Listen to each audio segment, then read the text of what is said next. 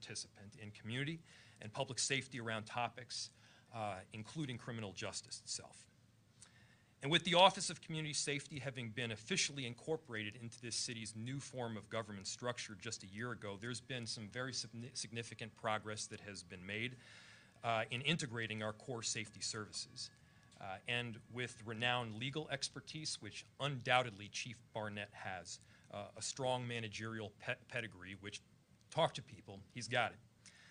And a deep working relationships across the county and indeed the entire state of Minnesota. This is the right person for this job. This is the right person for leading the OCS department into its next phase. I have requested that the City Council forward his name as the person that I am nominating for appointment to the role of Commissioner of the Office of Community Safety, and it will be referred to the proper council committee for a public hearing. Again, Judge Barnett is a rare talent, one with deep connections in the state of Minnesota, one with the highest degree of pedigree, legal acumen, and community partnerships that we all want to see. I'm honored to put Judge Barnett forward as the next Commissioner of Community Safety. And now I'm also honored to turn it over to our next Commissioner, Judge Barnett.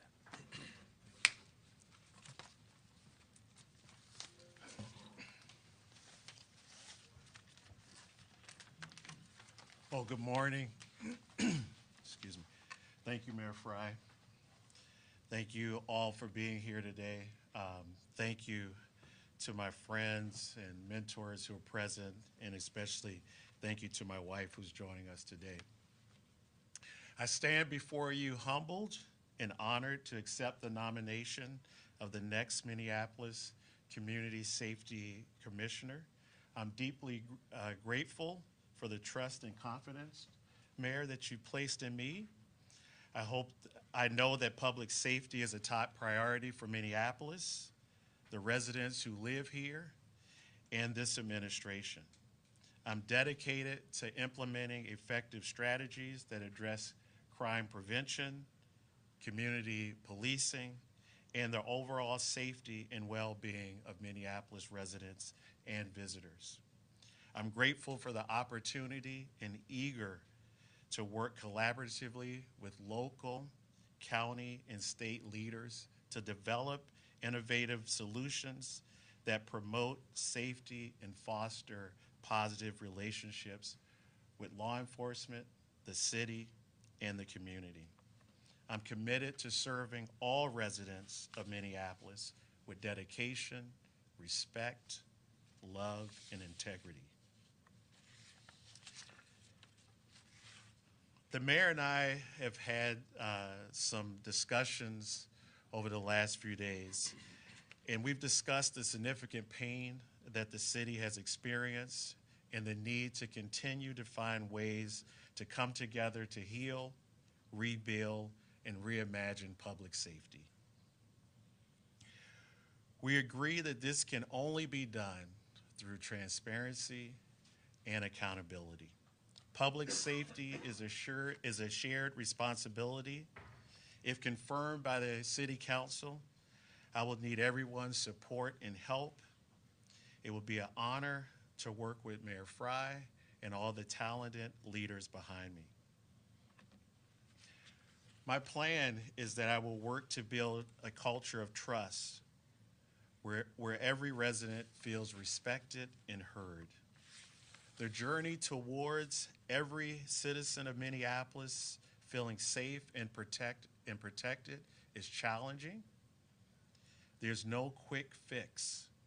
The work ahead of us will require improved collaborations and partnerships.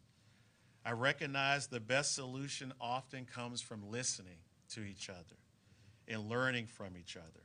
It requires all of us to face these challenges with respect and love for human life.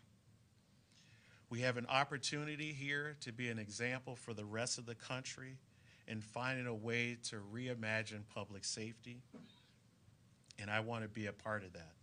Again, I want to express my gratitude to the mayor, and also I just want to say that I think it's important that we all work together so that we can build a brighter and safer city. Thank you. we'll turn it over to questions. Thank you. Judge Barnett, why do you want this job?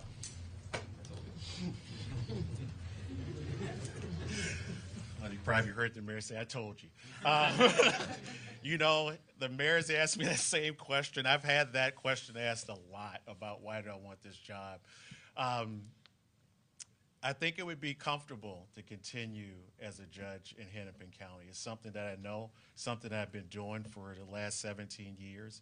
But here, I see this as an opportunity that has a commitment behind it, where it's just not talk anymore in Minneapolis. It's about action and moving things forward. And this reform and reimagining public safety, that's what's got me excited. That's why I want this job. Mayor, you mentioned you changed the job description for this position. What specifically has changed? First, I want to add on to the judge's previous answer there, which is it is no small endeavor to step up into a role like this at this particular time. The eyes of the world continue to be on Minneapolis for a number of different reasons. And in other areas where you can make a mistake and correct it, in Minneapolis, you all do your job and you cover it probably the next day, if not the next hour.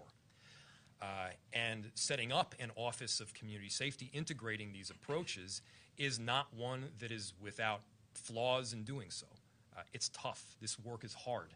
And so when you get someone of this pedigree and caliber that says to the world, I've got this, I'm willing to step up and, quote, I'm all in doing this work, it's meaningful for not just our city enterprise, but it should be meaningful for everyone in this city. The call to do this work around public service is to make people's lives better. Undoubtedly, he's already been making people's lives better as the Chief Justice of Hennepin County Courts. But this is taking another step, perhaps dramatically outside of that comfort zone, to improve the lives of the people in this city. And I think that that should be noted. It should be understood. And certainly we're thankful and gracious for your willingness to do so. Regarding the changes of the job description itself, so I don't screw this one up, we're just going to get you the new job description so that you can see it quite directly.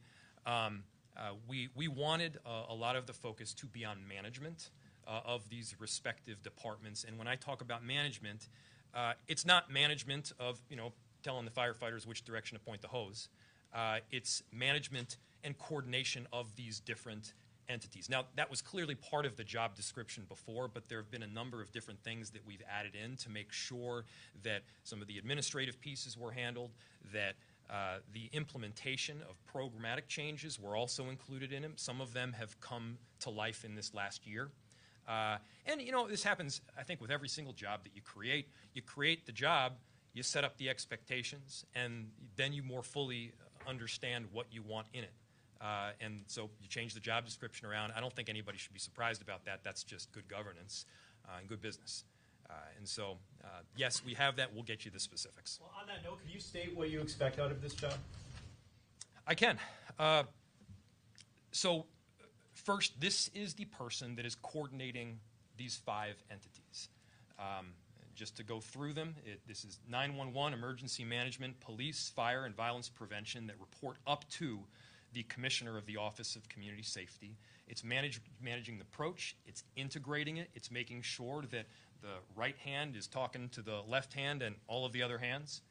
And it's also talking not just internally to our city staff, coordinating the city work, but making sure that we're building out partnerships as much as possible with the community and with some of these other partners that are involved in safety work. Safety work includes other police departments. Importantly, it also includes social workers over at Hennepin County. It includes the judicial system, which he's got deep experience in.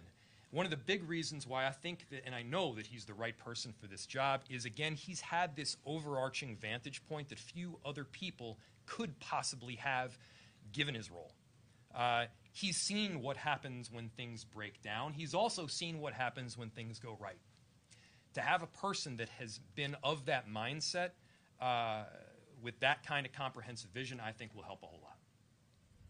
Mayor Paul Bloom, Fox 9 back here. Just curious about going national on the first nomination, coming back local for second. Just your thoughts, elaborate why Judge Barnett may be right guy, right time. Being local might be helpful to have that position be successful moving forward. Yeah, and to be clear, obviously Dr. Cedric Alexander was a national candidate. I am forever grateful for his willingness to step up at the very beginning to run a department that didn't exist yet. And at the same time, there's a next phase here. What we heard from a lot of different community partners, and there was not quite a unanimity, but very close, that said, we really want someone with relationships from the get-go. It's a hard thing to come in from the outside, especially in a city like Minneapolis. I think oftentimes, people think that the politics here are pretty soft and gentle when, in fact, you get here and they're tough. I think so to have somebody that has those relationships in place from the get-go, that has developed out community trust from the very beginning, we feel was important, not just in and of itself, but also to keep people safe. A question for Judge Barnett. The last time I saw you was actually at a juvenile court proceeding. I know there's been a lot of tensions, across the street between how juvenile crimes being prosecuted, maybe some of the law enforcement partners feeling we need to be a little bit more stern or fierce when it comes to sentencing juveniles. Broad question, but as you take a look at that subject matter, do you have some thoughts you could share with the community on cracking down on some of the juvenile crime issues the city has seen? Well, Paul, one thing I can say at this point is just to talk about some of the things that we've done already in response to some of the juvenile crime, especially the carjacking. You know that we've changed how we deal with those juveniles, that if it's a carjacking or car theft, that we change the criteria at the detention center so that folks will remain in custody. That now, instead of that person just randomly being assigned to a calendar, they're assigned to a judge. So we've done those things. I think that for me, it's actually getting with the folks behind me, not just with Chief O'Hara, but other folks, and talking to them and seeing what we can do. Judge, did you to return to the law enforcement question, or the job description question, did you request, I'm interested in this job, but I would like to see some changes in the structure of the job, who reports to whom, the responsibilities, anything like that? No, I did not make that request at all.